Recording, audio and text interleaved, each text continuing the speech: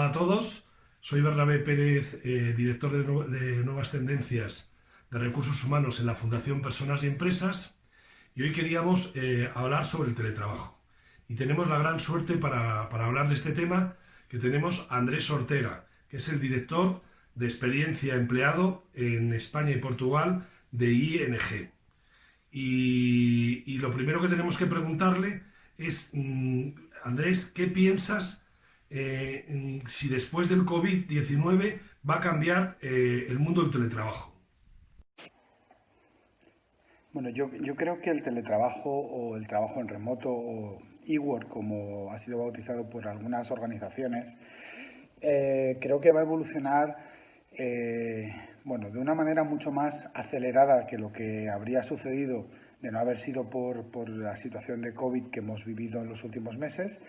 Eso en primer lugar. Y luego va a evolucionar en función y adecuándose a la normativa laboral que está pues, prácticamente recién inaugurada, ¿no? Muchas empresas que no hubieran implantado sus modelos o sus marcos de trabajo en remoto hasta ahora van a tener que adecuarse mucho más, ¿no?, a esa normativa, a esa ley que acaba de lanzarse y digamos que van a tener probablemente menos espacio para ajustar o acomodar sus necesidades de trabajo en remoto a cómo lo habrían hecho si no hubiera existido un marco normativo previo, ¿no? Y las organizaciones que lo habían lanzado o que estaban trabajando desde hace tiempo ya en ese marco de trabajo en remoto o de teletrabajo, bueno, pues tienen el reto de ver cómo hacen ese ajuste, ¿no?, de acuerdo a la norma que se ha lanzado. En cualquiera de los casos, yo creo que el futuro que tenemos ante nosotros nos lleva a modelos mixtos, ¿no?, modelos híbridos en los que el trabajo en presencia ya no va a volver a ser como era hasta el mes de febrero o marzo del 2020 y creo que nos dirigimos a modelos que van a buscar un equilibrio mucho más racional entre el trabajo en presencial, ¿no?, en un espacio físico, sea una oficina como convencional como la hemos conocido hasta ahora o en espacios de coworking, y el trabajo en remoto desde cualquier ubicación, no solamente desde el domicilio, sino desde cualquier ubicación que no sea el centro de trabajo de la organización. Creo que hasta ahora había un desequilibrio enorme entre los dos planos y estamos yendo, gracias a todos los aprendizajes que nos ha dado la situación de COVID, desafortunadamente, pues en este particular del trabajo en remoto o del teletrabajo, lo que hemos hecho ha sido incorporar aprendizajes que nos habrían llevado muchísimo más tiempo y creo que nos dirigimos a modelos mixtos, ¿no? Creo que la mayoría de organizaciones apostarán por ese equilibrio y además ajustándose a esa normativa que regula el teletrabajo. Andrés, habéis sido pioneros en el tema del teletrabajo, para extenderlo a toda la población, a todos los empleados que tenéis en el grupo ING. Nos gustaría ahora que nos contaras esta iniciativa que habéis puesto en marcha. Efectivamente, en ING hemos sido pioneros en el diseño de un marco de trabajo completamente flexible, pero no ha sido a raíz de la situación de COVID. Nosotros llevábamos trabajando en ese proyecto desde hace más de un año y además veníamos haciéndolo incorporando los aprendizajes de otros intentos que habíamos tenido años atrás en el desarrollo y la implementación de un marco de trabajo en remoto, ¿no?, o de teletrabajo. Entonces no partíamos de cero ni mucho menos, ni supone una reacción a la situación de COVID que hemos vivido todos en este año 2020.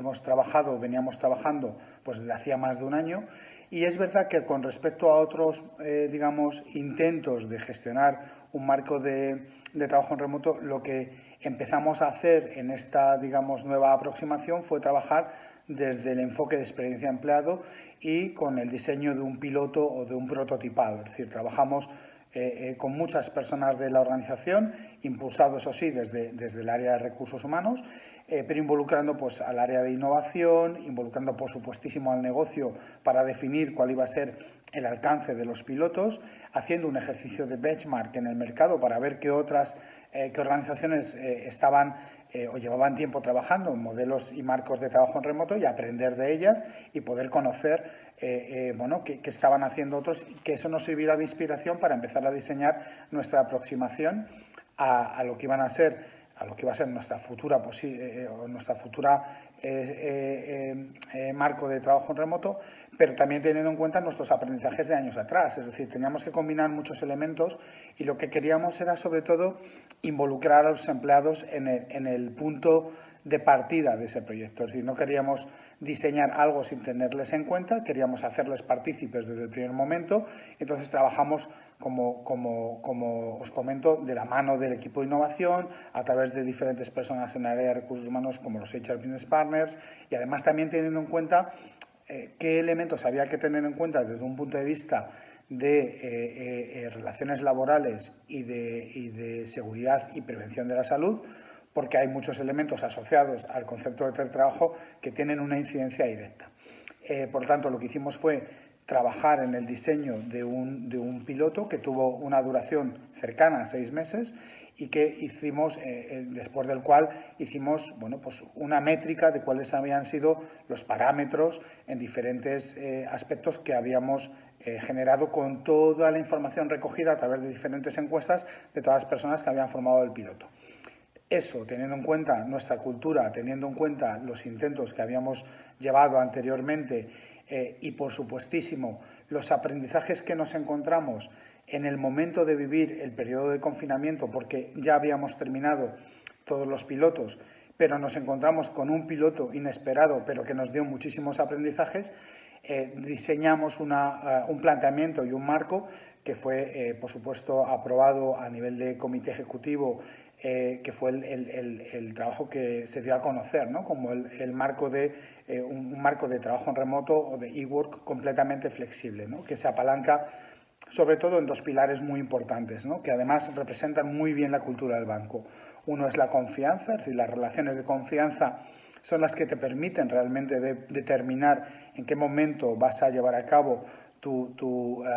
conexión en virtual o en presencial. Y la flexibilidad, una flexibilidad que se apoya también en lo que es el concepto de responsabilidad personal, ¿no? El concepto de accountability, en qué medida yo soy responsable de mi aportación de valor en el equipo o en los equipos en los que trabajo y en los que trabajo con un montón de personas más, que a su vez son responsables de esa entrega de valor que hacen en ese contexto de equipo, ¿no? Entonces, confianza, flexibilidad y búsqueda del consenso son los elementos que de alguna manera hacen que el modelo sea robusto, ¿no? Y, por supuesto, una apuesta firme, decidida por parte de la alta dirección, ¿no? A la hora de apoyar un modelo que es bastante diferencial, porque no había ninguna organización, no solamente en el sector de servicios financieros, sino ninguna otra gran organización que hubiera hecho una apuesta tan decidida por un marco de trabajo en remoto que era muy diferencial. Y esto era antes de que surgiera incluso la normativa, y lo que hicimos sí fue aprovechar todos los aprendizajes tecnológicos y de usabilidad de herramientas a nivel colectivo que nos dio la situación de COVID. Ese fue un poco nuestro viaje, ¿no? Nuestro journey, si hablamos en términos de experiencia de empleado,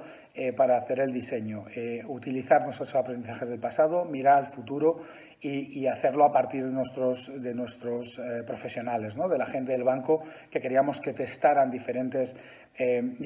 soluciones, medirlas, evaluarlas y hacer el diseño más adecuado para la cultura del banco y sobre todo también pensando en nuestros clientes. Andrés, sobre esta iniciativa que habéis puesto en marcha y sobre el teletrabajo que normalmente desarrolláis, nos gustaría que nos contases cómo medís los resultados en función de la productividad. Es una pregunta muy interesante. Sin duda, la productividad fue uno de esos elementos que formó parte un poco de nuestra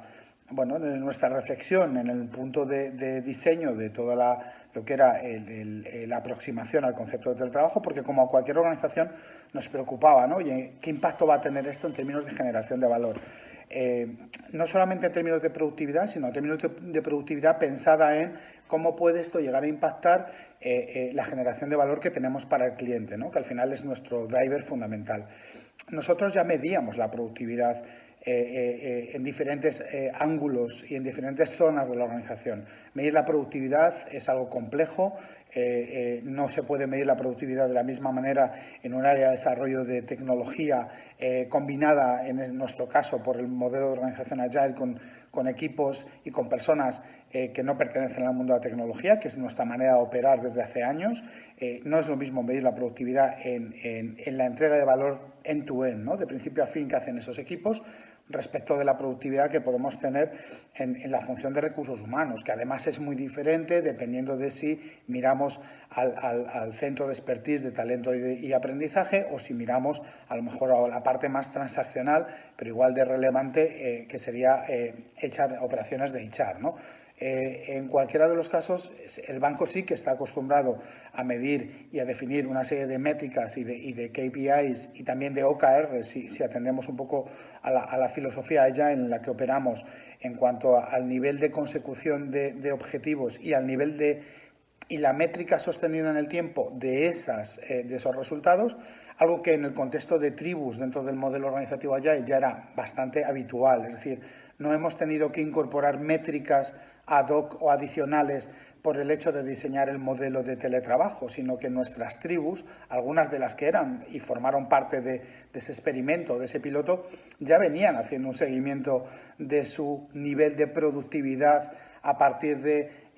la consecución de los resultados medidos en diferentes ítems, ¿no? En historias de usuario, en la subida a producción de las releases o de las actualizaciones del software que desarrollaban y diseñaban dentro de cada uno de los equipos. Es decir, esas métricas ya existían. Lo que hemos hecho ha sido ver la variabilidad que podían tener esas métricas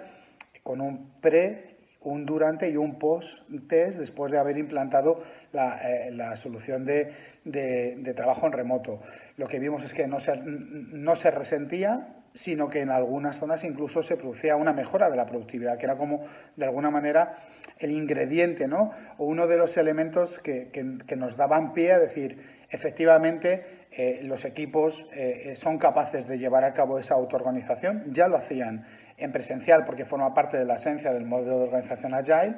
pero también lo hacen en virtual, es decir, y también lo hacen cuando, que es lo que estamos viviendo ahora desde hace ya un tiempo, cuando algunas de esas personas están trabajando en remoto y otras están trabajando en presencial.